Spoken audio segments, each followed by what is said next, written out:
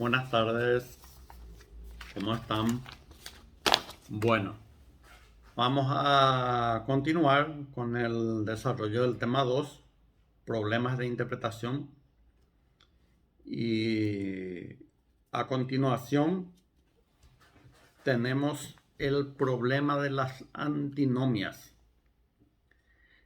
¿Qué son las antinomias? Las antinomias son, existe antinomia cuando dos normas son contradictorias y obviamente ambas no pueden ser válidas, ¿verdad? Dos normas que pertenecen a un mismo sistema jurídico se refieren a una misma acción y tienen un ámbito de aplicación coincidente, pero son distintas, no solamente son distintas, sino que son contradictorias porque se refieren a un mismo tema.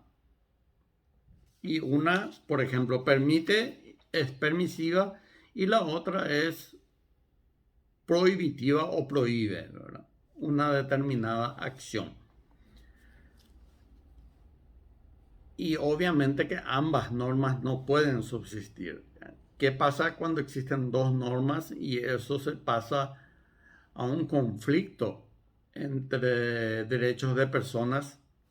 El juez tiene que resolver y tiene que elegir cuál de las dos normas aplicar y cuál desechar. En ese sentido, la antinomia puede ser total, total, parcial, parcial y total, parcial. Tres tipos de antinomia tenemos, ¿verdad? La total, total es cuando existe una incompatibilidad absoluta entre las normas. Por ejemplo, la norma 1 se permite la venta de bebidas alcohólicas y la norma número 2 dice se prohíbe la venta de de bebidas alcohólicas. O sea, existe una contradicción total. No existe ningún margen de permisividad. No es que una norma prohíbe y la otra permite, pero permite hasta cierto punto. No, es total. Una prohíbe en forma total, otra permite en forma total. Y de allí tenemos que ver cuál es el procedimiento para que una de ellas se aplique en el caso específico. Después vamos a ver cómo se soluciona este tema. Después tenemos la antinomia parcial-parcial, que existe cuando dos normas tienen un mismo campo de aplicación también, en el cual entran en conflicto, pero cada norma tiene un campo adicional de aplicación en el cual no se producen los conflictos, ¿verdad? Son contradictorios, pero cada uno por su lado tiene una cierta permisividad. Se permite, ¿verdad? Hay una cierta autorización legal, pero la otra no. Entonces, en ese caso, es parcial, pero también se debe aplicar solamente una de las normas. No pueden subsistir ambas normas. Más todavía si hay un conflicto jurídico jurisdiccional. Un ejemplo de parcial, un joven necesita vamos a suponer que tuvo un accidente y necesita la transfusión de sangre para salvaguardar su vida, ¿verdad?, para que pueda seguir viviendo, porque perdió mucha sangre en el accidente, entonces necesita una transfusión de sangre. Pero su familia se niega a que se le realice la transfusión porque su familia manifiesta que eso va en contra de su religión. El famoso, muchas veces ya escuchamos estos casos de esta comunidad del pueblo de Dios, denominado pueblo de Dios. Ellos no admiten por su religión que se pueda realizar la transfusión de sangre. Entonces, en este caso se presenta la antinomia porque existe una norma que en cierto punto le avala a su familia porque constitucionalmente tenemos la libertad de culto y la defensa de sus creencias. O sea que si vamos a irnos por la Constitución, cada uno puede elegir la religión que quiera y seguir lo que su religión pregona, digamos así, ¿verdad? Y su religión prohíbe este tipo, la religión del pueblo de Dios prohíbe la transfusión de sangre. Para ellos eso vendría a ser una especie de pecado, ¿verdad? No, no sé cómo se manejan ellos, ¿verdad? Pero así sería un pecado lo que es para nosotros los que somos católicos, ¿verdad? Bueno, pero ¿qué pasa? Hay otra norma también constitucional, o sea, hay una colisión de normas, una contradicción de normas, inclusive constitucionales, ¿verdad? Tenemos el derecho a la vida, que es una norma constitucional, ¿verdad? La Constitución Nacional establece la protección integral de la vida. El derecho más valioso es el derecho a la vida. Primer rango. Entonces la Constitución protege el derecho a la vida, independientemente a otras cuestiones que se puedan plantear, reglamentarias, legales, de creencias, etcétera, ¿verdad? Pero el tema de las creencias religiosas también es constitucional. Entonces hay un conflicto de normas. También tenemos la obligación de las normas, dentro de las normas, la obligación de los médicos de proteger la vida de su paciente. Ellos están obligados a proteger la vida de su paciente. Inclusive los médicos plantearon, ¿verdad? En ciertos casos, acciones judiciales en donde solicitaban que un juez autorice a que se realice la transfusión. ¿Por qué? Porque los familiares de los pacientes se oponían. Entonces, en muchos casos se necesitó la intervención de un juez y el juez otorgaba el permiso, o sea, ordenaba que se haga la transfusión de sangre a ese paciente, amparado por la norma constitucional del derecho a la vida. Entonces los jueces manifestaban que el derecho a la vida estaba por sobre cualquier otro derecho y por lo tanto se tendría que realizar la transfusión. Bueno, aquí se tiene que establecer una ponderación porque la norma de la libertad de culto y del derecho a la vida son normas que integran un rango de leyes de igual características, ¿verdad?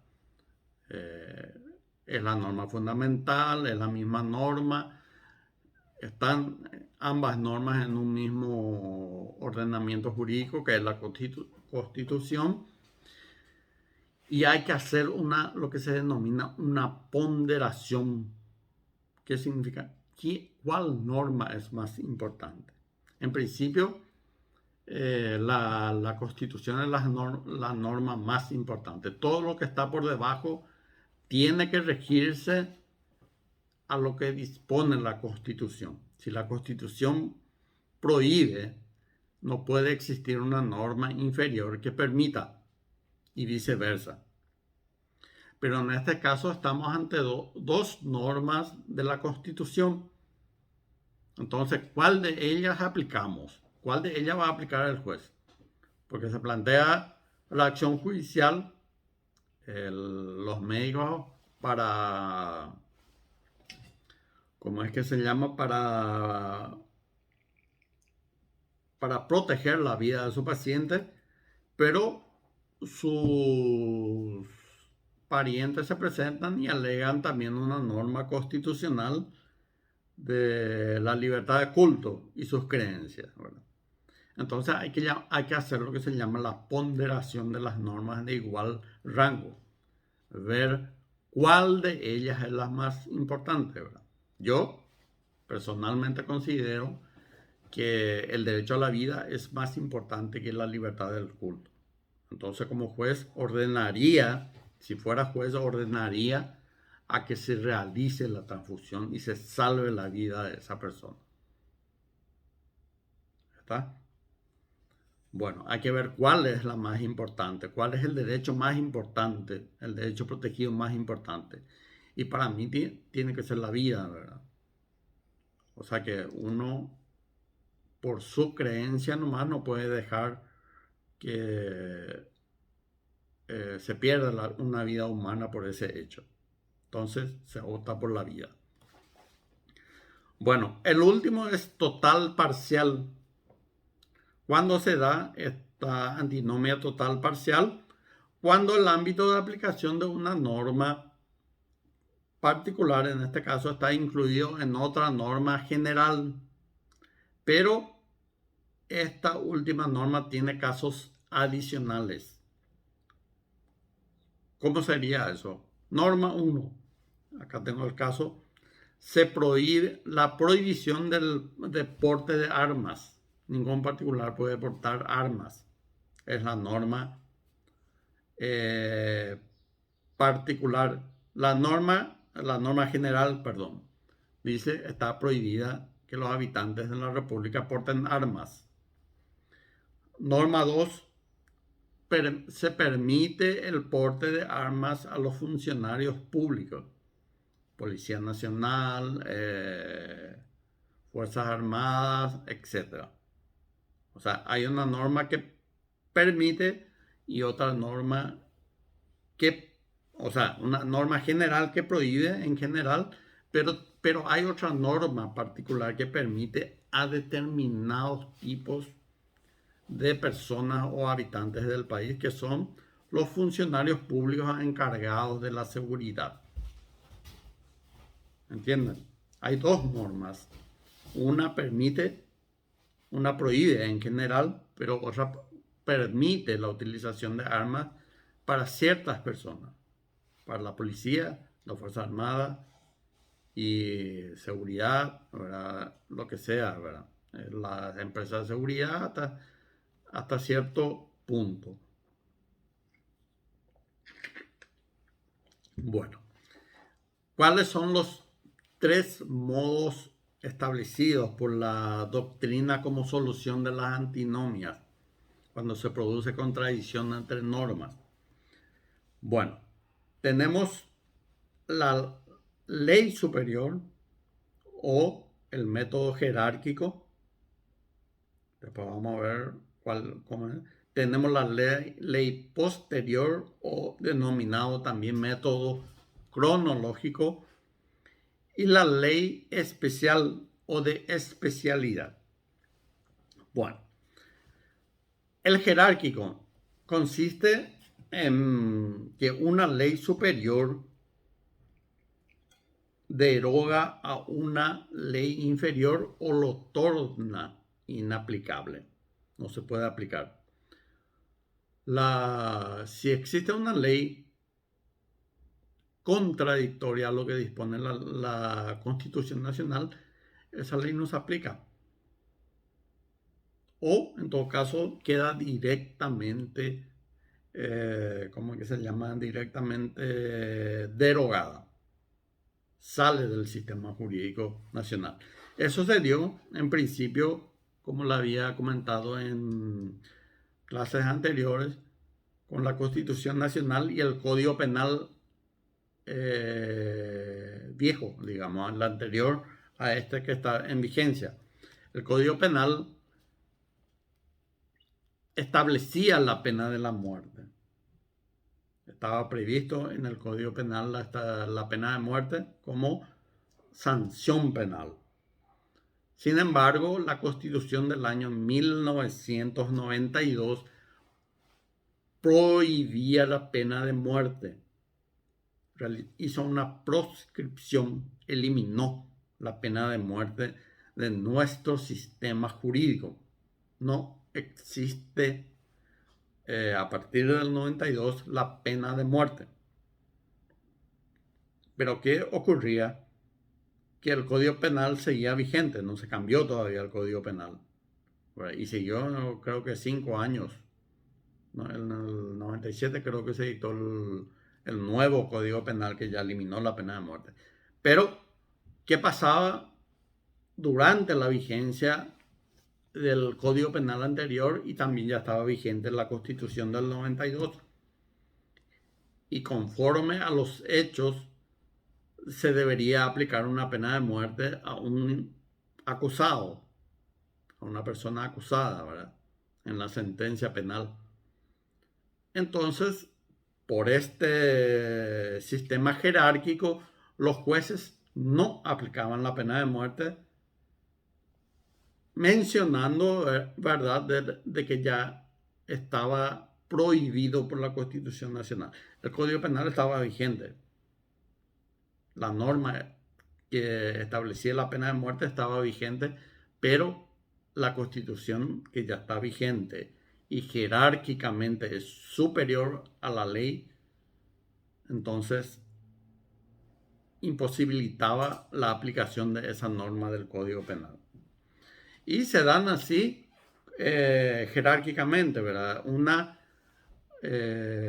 ¿Cómo es que se llama? Un tratado internacional tampoco puede ser aplicado, ¿verdad? Por más que sea una ley que está dentro de nuestro ordenamiento jurídico, un tratado internacional no puede ser aplicado si va en contra de lo que dispone la Constitución Nacional. La ley no puede ir en contra de lo que establece un tratado internacional y mucho menos en contra de lo que establece la Constitución. Y así en ese grado de prelación. ¿Cómo se llama esto que de las municipalidades? Una ordenanza municipal no puede ir en contra de lo que establece la ley, menos contra lo que establece un tratado internacional, ni mucho menos contra lo que establece la Constitución Nacional. Un decreto del Poder Judicial no puede ir en contra de lo que establece la ley, no puede ir en contra de lo que establece un tratado y no puede ir en contra de lo que establece la Constitución Nacional. Y así, por el sistema de prelación. Siempre hay que tener en cuenta la norma superior. Si la norma que uno va a aplicar no está en contradicción con una norma superior, se aplica. Si está en contra de lo que establece la norma superior, no se puede aplicar, no se debe aplicar. Bueno, después tenemos también el método cronológico. ¿Qué significa eso? Consiste en que cuando una ley posterior deroga a una ley anterior, ya sea en forma expresa o en forma tácita. En forma expresa, por ejemplo, hoy se dicta una ley y que tiene un determinado sentido contrario a la ley anterior, y en esa misma ley se estipula, dice, derógase el artículo tal de la ley tal o derógase la ley tal. Por ejemplo, la ley de la función pública, la 1620 creo, ¿verdad? Se dictó esa ley y decía derógase la ley número 200, que era la ley anterior de la función pública. Esa es una derogación expresa. Expresamente la ley le deroga a la otra. ¿Cuál sería la derogación tácita? Cuando la ley dictada con posterioridad, la ley actual, es contradictoria a la ley anterior. Si la ley actual no dice derogas aquella ley, igual queda derogado si es que es contrario, porque no pueden existir en el sistema dos normas contrarias. Entonces, lo que se dictó ahora, la norma reciente, la ley posterior, deroga a la ley anterior si es contraria. ¿Entienden? Bueno, después tenemos el método de la especialidad, que es una cuestión, digamos, doctrinaria actualmente. ¿Por qué le digo que es doctrinaria actualmente? Porque nuestro Código Civil actual no es compatible con este método. ¿Por qué? El método de especialidad establece que una ley especial deroga una ley general. ¿Qué es una ley especial? La ley especial es aquella que se dicta para un determinado campo de aplicación o determinadas personas. Por ejemplo, la ley de la función pública es una ley especial. ¿Por qué? Porque solamente afecta a los funcionarios públicos. A los que no son funcionarios públicos no le afecta. La ley 609 del 95, que organiza la Corte Suprema de Justicia, es aplicable solamente a los miembros del Poder Judicial, ya sea magistrados o funcionarios. No le afecta a otra persona. El Código Civil es una norma general porque afecta a todos los habitantes del país, funcionarios públicos, funcionarios del Poder Judicial, el agricultor, el abogado, el arquitecto, el contador, las amas de casa, a todos le afecta en forma general y obligatoria, obviamente, ¿verdad? Pero, ¿por qué eso no se aplica en nuestro sistema jurídico? Porque el artículo 7 de nuestro Código Civil, le voy a leer, dice: las disposiciones especiales no derogan a las generales. O sea, categóricamente dice que no deroga a la general. Una ley especial no deroga a una ley general, ni estas a aquellas. O sea, una ley general tampoco deroga a una ley particular, salvo que se refieran a la misma materia para dejarla sin efecto, explícita o implícitamente. ¿Qué significa eso? Que una ley especial puede dejar sin efecto una parte de una ley general si se refiere a la misma materia, a la misma, ¿cómo es que se llama? Al mismo hecho, al mismo caso. Por ejemplo, la antigüedad de un funcionario público, y en el código se dicta un nuevo código laboral y en él está previsto también, y la ley de la función pública dice 2 años para adquirir la estabilidad. Se dicta una norma general, código laboral, que es la para todos los trabajadores, y se mencionan los funcionarios públicos y se establece que la estabilidad empieza a partir de los 1 año de servicio. Entonces, ahí sí, esta ley nueva, esta ley general, deroga ese artículo de la ley de la función pública. ¿Por qué? Porque tratan de la misma materia, la antigüedad del funcionario público, que no debería obviamente estar en el código laboral, ¿verdad? Pero hacemos como ejemplo, ¿verdad? Bueno, entonces en nuestro sistema jurídico es indiferente en materia de derogación que se trate de leyes generales o leyes especiales. Lo que importa es que se trate de la misma materia en discusión, la misma cuestión. Si está en lo general de una forma, se dicta una ley particular, entonces esa ley particular se refiere al mismo hecho o la misma materia que está en la norma general, entonces ahí sí lo deroga. En otro sentido, simplemente por ser una ley general, no lo deroga, ni por ser particular.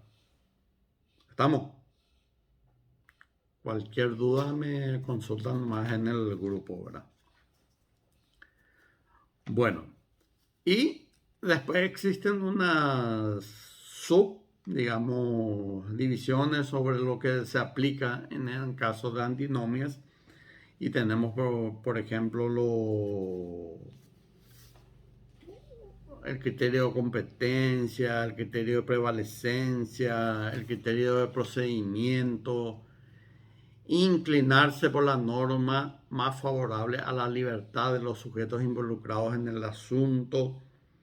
Se elige que se puede elegir, por ejemplo, la norma que mejor tutele los intereses protegidos en el conflicto. Y tenemos también el criterio basado en la distinción entre principios y reglas, los principios judiciales, las reglas de interpretación, etcétera, que son de menor categoría, ¿verdad? Pero también son utilizados cuando estos tres tipos o de métodos de interpretación no solucionan o no nos dan una solución al caso específico.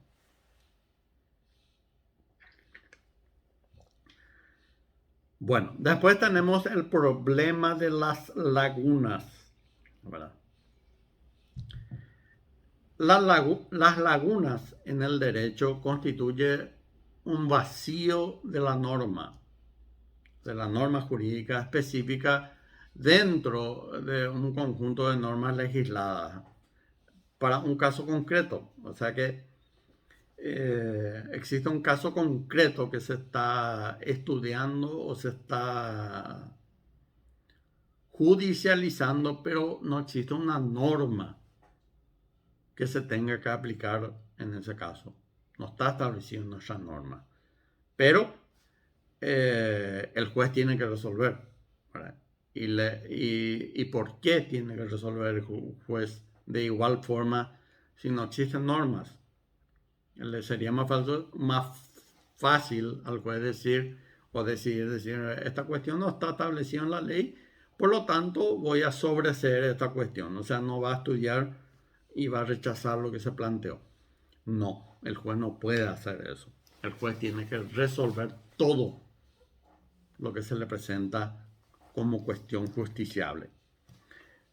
Les leo el artículo 6 de nuestro Código Civil que reglamenta esa cuestión. Dice, artículo 6 del Código Civil, los jueces no pueden dejar de juzgar en caso de silencio, oscuridad o insuficiencia de las leyes. No puede dejar de juzgar.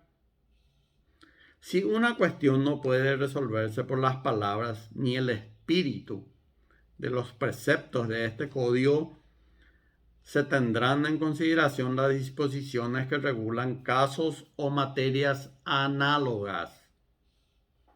Tengo que recurrir a la analogía, ver un caso o materia parecida a lo que se me está planteando para resolver y traer esa norma en el caso en cuestión, se integra el derecho, así se le llama también, se integra el derecho con esa norma y se resuelve la cuestión. Si procede o no procede ya es otra cuestión, ¿verdad? Pero ya existe una norma para esa cuestión que en principio no tenía norma aplicable. Entonces se trae algo parecido para resolver la cuestión. Bueno, consiste entonces el problema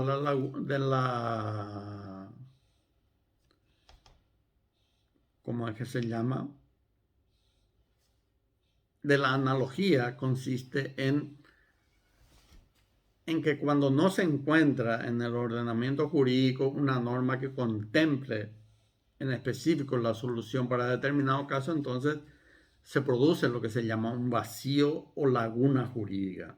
No existe una norma para resolver esa cuestión. Entonces, el juez debe llenar esa laguna, debe llenar ese vacío utilizando otra norma que conforme a este criterio o este método de interpretación es la analogía, y así dar respuesta al justiciable y solucionar el conflicto suscitado y planteado ante su jurisdicción. Bueno, entonces debe recurrir a una norma que tenga semejanza con el que no está regulado y traerla a la cuestión, integrar el derecho con el caso en cuestión y aplicar esa norma y resolverla. Ahí él va a resolver si corresponde o no corresponde la, digamos, la cuestión planteada, el juicio, la pretensión del actor en esa demanda. Un ejemplo clásico que yo suelo dar es el caso de la regulación de honorarios, creo que ya lo había mencionado en clases anteriores, de los abogados.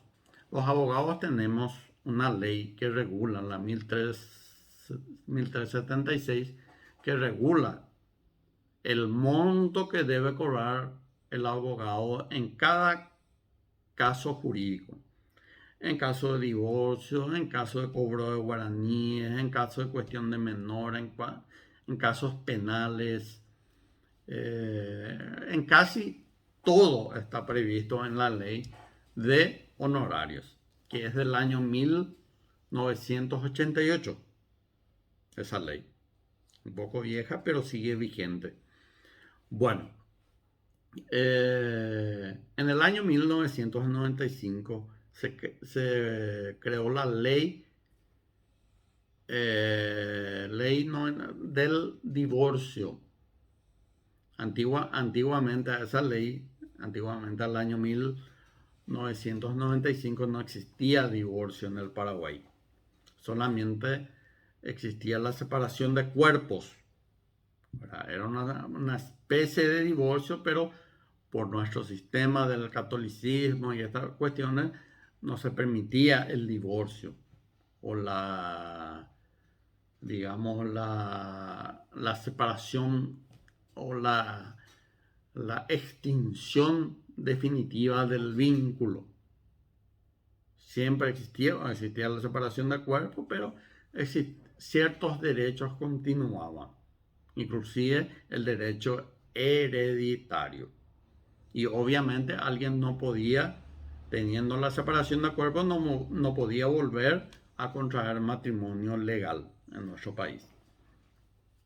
Todas esas eran las cuestiones que planteaban la separación de cuerpos. Más por una cuestión religiosa y que sigue vigente, no fue derogada. ¿Verdad? La ley del divorcio es una cosa y la separación de cuerpos otra cosa. Lo concreto es que en ciertas cuestiones no nos sirve la separación de cuerpos, entonces ya se plantea directamente el divorcio. Bueno, volviendo a nuestro tema. En el año 1988, cuando se creó la ley de honorarios, no existía el divorcio y por lo tanto no estaba regulado cuánto se le tiene que pagar a un abogado por su trabajo realizado en un juicio de divorcio. Bueno, hasta ahora no existe una norma que regule eso, que diga cuánto se tiene que pagarle al abogado en un juicio de divorcio. Y el 95 ya es la ley del divorcio. Imagínense cuántos años ya pasaron. Muchísimos años, ¿verdad? Bueno, se plantea un juicio de divorcio, concluye, el abogado termina el juicio de divorcio y le solicita al juez que le regule sus honorarios. Le dice al juez, yo quiero cobrar mis honorarios y solicito a vuestra señoría que me diga el monto. ¿Quién me debe pagar, mi cliente o que debe pagar quien perdió el juicio? El juez no puede decirle al abogado, mire, señor abogado, no hay una ley que diga cuánto se le tiene que pagar a los abogados, entonces yo no te puedo regular o no le puedo regular los honorarios porque no sé cuánto darle. No, artículo 6 del Código Civil, los jueces no pueden dejar de juzgar en casos de silencio, oscuridad o insuficiencia de leyes. Entonces, ¿qué tiene que hacer el juez? Buscar una norma parecida, análoga, la que más se parece a un juicio de divorcio para que pueda regularle. Dentro de la ley 1376 que regula los honorarios de los abogados, dentro de esa ley tiene que buscar una norma que más le parezca al juicio de divorcio para que le pueda decir, bueno, este monto le corresponde a usted. Entonces tenemos el artículo 44, numeral 2 de la ley 1376 del año 88, que dice, que establece el monto de la separación controvertida de cuerpos por mutuo consentimiento. No, la separación controvertida de cuerpos es de 200 jornales. Algo de 16, 17 millones de guaraníes creo que actualmente son los 200 jornales. Y separación de cuerpos por mutuo consentimiento, o sea, cuando hicieron por acuerdo, ¿verdad? Sin que haya existido controversia, entonces es 60 jornales. Vamos a suponer que en este caso fue controvertido el juicio, ¿verdad? Se demandó, se contestó, se ofrecieron pruebas y el juez tuvo que resolver si corresponde el divorcio y quién es el culpable en ese divorcio. Bueno, entonces, por ser un juicio de divorcio controvertido, le corresponde aplicar 200 jornales como regulación de honorarios. O sea, el juez va a decir, no existe una norma específica para la regulación de los honorarios en el juicio de divorcio controvertido, pero por analogía integro el derecho en este caso y traigo para su aplicación el artículo 44, numeral 2 de la ley 1376/88, que corresponde a la separación controvertida de cuerpos y que es lo más parecido al divorcio controvertido. Entonces le aplico o otorgo el mismo monto establecido para ese caso. Para el caso de separación, igual monto para el juicio de divorcio. 200 jornales para el abogado fulano de tal. Solución. Así se trabaja con el caso de analogía.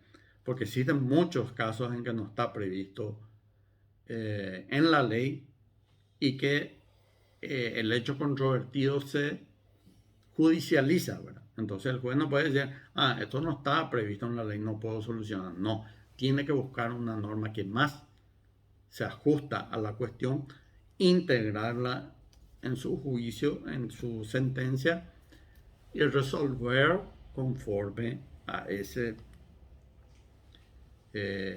esa norma que por analogía es la que corresponde. Bueno, con esto terminamos el tema 2 y la próxima clase ya iremos desarrollando las demás unidades. Ahora en junio vamos a ver hasta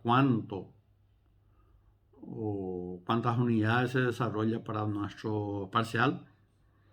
Y vayan ya leyendo de a poco, ¿verdad? Para que no les agarre de sorpresa en el día de la prueba parcial, el examen parcial, y tengan problemas, ¿verdad? Porque mi deseo es que todos aprueben y todos puedan pasar esta materia, ¿verdad? Que no es difícil, sino que hay que darle una leída para una comprensión de vida. Y si con eso tampoco pueden llegar a una comprensión correcta o completa, eh, consulten, consulten en el grupo, pongan las cuestiones que le están complicando y yo le voy aclarando de la misma forma o de diversa forma, utilizando otros métodos. Lo importante es que puedan entender claramente cada uno de las instituciones que estamos estudiando. ¿Ya está? Bueno, que tengan todos muy buenas noches y nos vemos, si Dios permite, el próximo miércoles.